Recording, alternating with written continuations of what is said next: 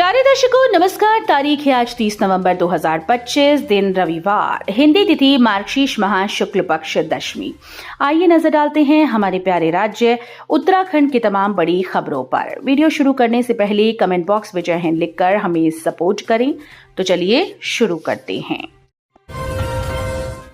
युवाओं तक अपनी पहुंच बढ़ाने के लिए डाक विभाग की उत्तराखंड में नई पहल, ये सुविधाएं मिलेंगी।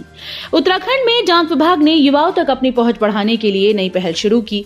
इसके तहत प्रदेश के शैक्षणिक संस्थानों में जेनजी डाकघर खोलने की तैयारी है। इन डाकघरों में युवाओं की सुविधाओं को ध्यान में रखकर सेवाएं दी जाएंगी। इस पहल के जरिए डाकघर को पूरी तरह से अपग्रेड किया जाएगा, जिससे युवा आकर्षित हों।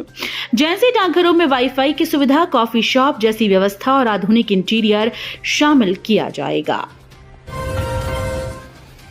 इस साल भी नवंबर में नहीं हुई बारिश, महीने भर पहाड़ से मैदान तक सूखी ठंड ने किया परेशान। उत्तराखंड के अधिकतर जिलों में इस साल भी नवंबर में बारिश नहीं हुई। इसके चलते सूखी ठंड ने मैदान से लेकर पहाड़ तक खूब परेशान किया, जबकि आने वाले दिनों में अब फिलहाल बारिश के आसार नहीं हैं। आंकड़ों पर नजर डालें तो प्रदेश भर में नवंबर में सामान्य रूप से 5.9 mm बारिश होती है, जबकि चमोली, पिथौरागढ़, रुद्रप्रयाग, उत्तरकाशी में महीने के शुरुआती दिनों में हल्की बारिश हुई। अन्य जिलों में तो बारिश का आंकड़ा 0 रहा। औली को मिली राष्ट्रीय स्कीइंग खेलों की मेजबानी, बर्फबारी के बाद निर्धारित की जाएगी तिथि। मौसम ने साथ दिया तो अगले साल के जनवरी या फरवरी में औली के ढलानों पर राष्ट्रीय खिलाड़ी स्कीइंग का हुनर दिखाते नजर आएंगे। औली के प्राकृतिक ढलानों पर खेलों का रोमांच नजर आएगा। औली को आगामी वर्ष के राष्ट्रीय स्कीइंग खेलों की मेजबानी मिल गई है। मौसम मेहरबान रहा तो देश के कोने कोने से स्कीइंग खिलाड़ी अपनी प्रतिभा का लोहा मनवाने यहां पहुंचेंगे। हालांकि खेलों का आयोजन बर्फबारी पर निर्भर करेगा। कपाट बंद होने के बाद धाम में आईटीबीपी की एक प्लाटून तैनात, होटल ढाबा संचालक समेटने लगे सामान। बद्रीनाथ धाम में कपाट बंद होने के बाद सन्नाटा पसरा हुआ है। होटल व धर्मशालाओं के कर्मचारी सामान समेटने में जुटे हुए हैं। धाम में सुरक्षा के लिए आईटीबीपी तैनात कर दी गई। बद्री धाम के कपाट शीतकाल के लिए 25 नवंबर को बंद कर दिए गए हैं। कपाट बंद होने के बाद क्षेत्र से ज्यादातर लोग लौट आए। कुछ होटल, ढाबा व धर्मशालाओं के कर्मचारी सामान समेटने में लगे हैं। नैनीताल में हाई अलर्ट, मौलाना नईम से 3 घंटे से पूछताछ जारी। गिरफ्तार युवक का रिश्तेदार है इमाम।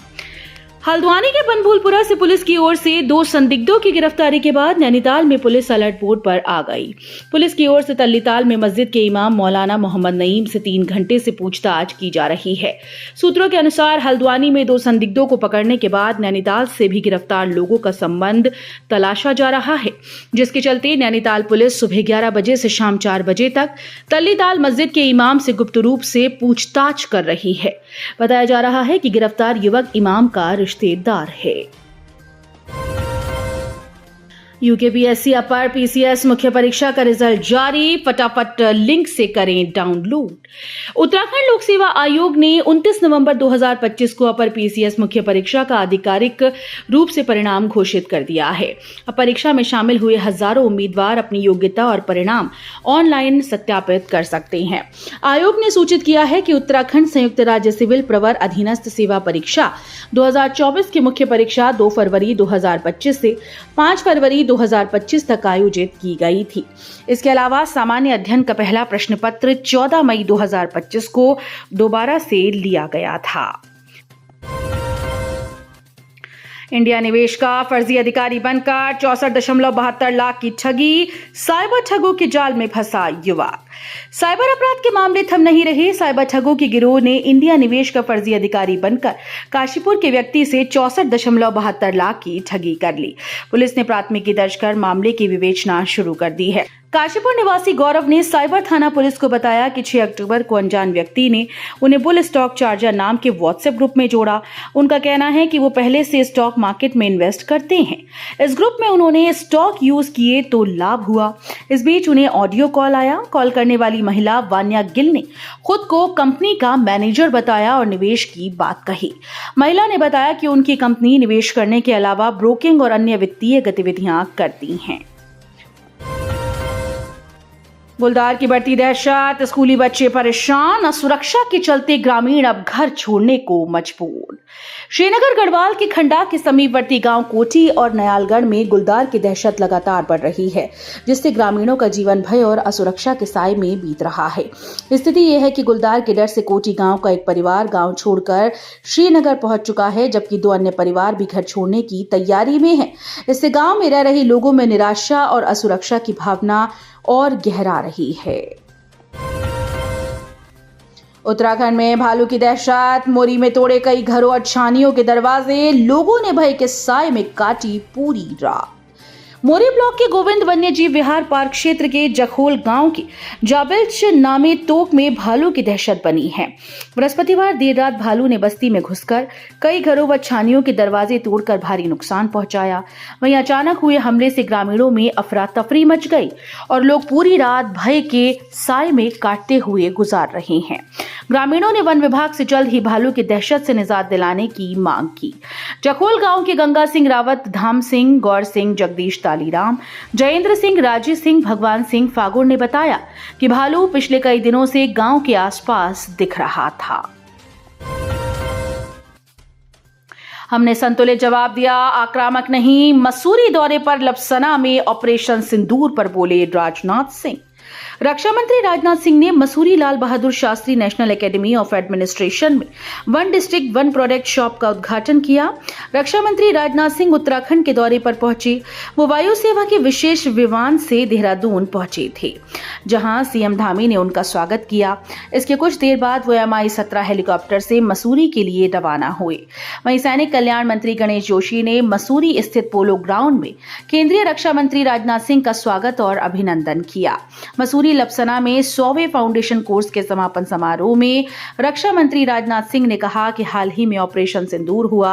हमारी सेना ने पाकिस्तान में मौजूद आतंकवादी कैंपों को तबाह कर दिया।